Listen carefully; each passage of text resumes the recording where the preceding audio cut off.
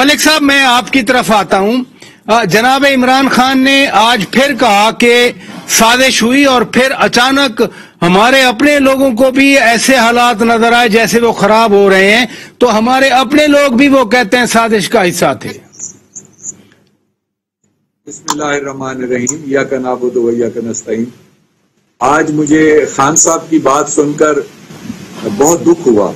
میں نے 4 سال ان کے ساتھ گزارے ہیں اور میں انہیں بہت قریب سے, سمجھ لیں کہ میں انہیں بہت قریب سے جان گیا ہوں. اب جو میں تھوڑا سا ایک آپ کو مثال دینا چاہتا ہوں. جی کہ ایک طرف ہے حکومت پاکستان, ایک طرف ہیں وہ ادارے جو ہمارے اللہ کی مہربانی کے بعد جو ہمارے تحفظ کے ضامن ہیں. اب جو ابھی پچھلے جو کل یا پرسوں ایک جو ان کا ہوا ہے سلامتی کونسل کا, میں سارے اداروں کے سربراہان موجود تھے. اب یہ وہ ادارے ہیں جو ملک کی بقا عزت کے ضامن ہیں, اور یہ کبھی نہیں ہو سکتا کہ یہ ادارے اگر ایک بات انہوں نے کی ہے اس میں کوئی جھوٹ ہوگا یا کسی کے ساتھ ہوگا. انہوں نے کلیئر کہا ہے کہ سازش نہیں ہے. دوسرا چینل آپ لے لیں کہ دوسرا ایک سپر پاور ہے, وہ امریکہ 5 دفعہ بیان دے رہا ہے کہ ہم نے کوئی سازش نہیں کی. وہ ہمارے نیچے نہیں ہے, وہ سپر پاور ہیں.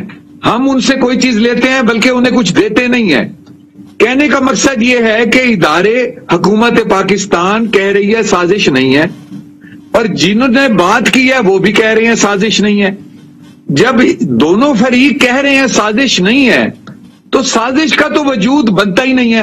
اب دیکھنا یہ ہے کہ وہ کون لوگ ہیں جو اپنے ملک کی عزت کو ہاتھ پر اٹھا کر پھر رہے ہیں اور زبردستی کہتے ہیں کہ سازش ہے. ان کے مقاصد کیا ہیں, وہ چاہتے کیا ہیں؟